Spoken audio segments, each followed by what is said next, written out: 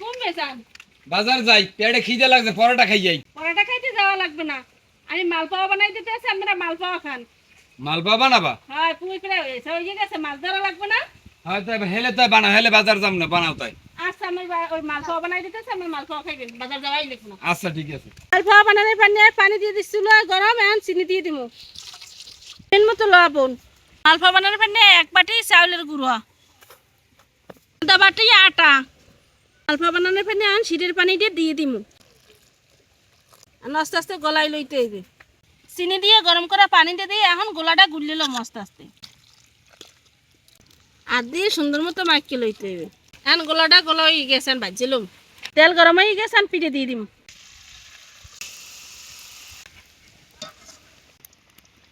পিঠে হয়ে গেছেন, উঠে গেলাম।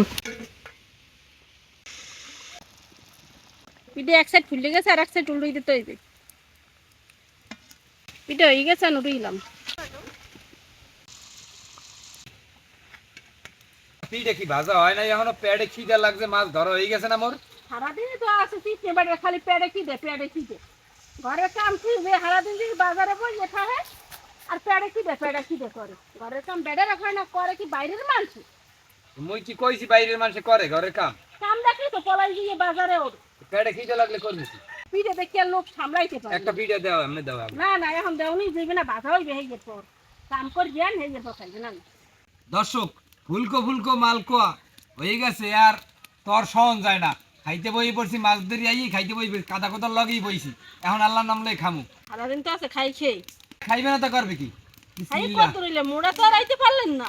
ও মোড়া হমনে তুমি খাও তাহলে মোকো দেবা না? ও বাইর বউ, বেড়া তোরা আইসো আবার খাইতে, বেড়া একটু ভাগে বেশি পাইতাম তোরা না আইলে।